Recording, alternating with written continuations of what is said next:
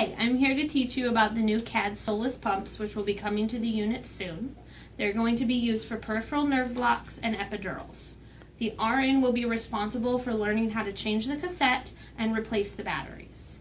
Anesthesia will be responsible for initially programming the pump. They will also provide rate changes, any bolus that is needed, and they will also be responsible for DCing the pump.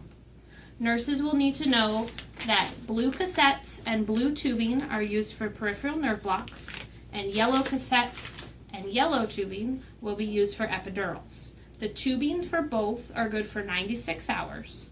When your patient comes up from the floor, the pump will already be programmed and running, and the tubing will be primed. So nurses, when you get your patient, grab one of the IV stickers that we use to remind, stick it on your tubing so you know when your 96 hours are up. The pump will run as programmed by anesthesiology and will give you a beep to warn you 1 hour before the cassette is due to be changed. To change the cassette, RNs will need a key located in your AccuDose and the clinician code 899. To change the cassette, you're first going to want to hit the stop-start button. Confirm that yes, you're stopping the pump. You'll see the red stop sign, and you'll also get an indication at the top to tell you that the pump has truly been stopped. Insert the key to the side and turn a quarter turn toward you. Lower the lever and this will pop off the cassette. You'll take your new cassette, which has been filled by pharmacy. The pigtail will be primed already for you. Clip the cassette on to the bottom of the case. Raise the lever back toward the pump. The pump will then ask if you'd like to set the reservoir volume. Confirm yes and yes again. You will then need to enter the clinician code 899. 899. After you've inserted your code, it'll bring you to this screen asking you what the reservoir volume is. Each of these will come from pharmacy with 250 mils. So select your amount and hit save.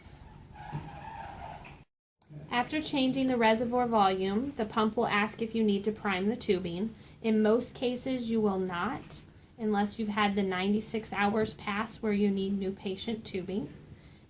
If that would happen, you'd connect the new patient tubing to the pigtail and choose yes. As I said though, in most cases you will choose no. You will lock the pump. It's going to ask you to review your settings. We are not responsible for changing these settings. This will be programmed by anesthesia. You will just need to accept. You do that by hitting the accept. You'll get green checks next to each of the settings. And then it will finally ask you if you'd like to start the pump. And you will confirm.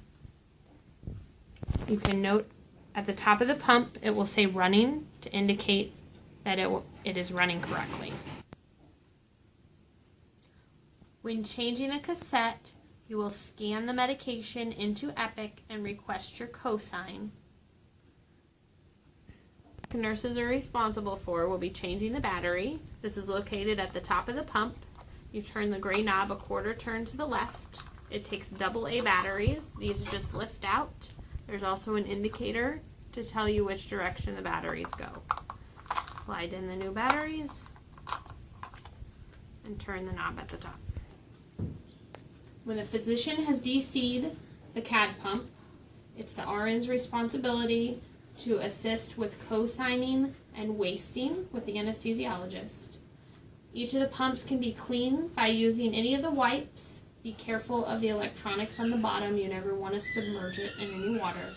All pumps need to be returned to the PACU.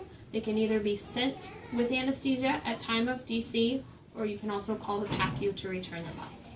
The key points to remember for the CADD Solus pump is that the RN is only responsible for changing the batteries and changing the cassette.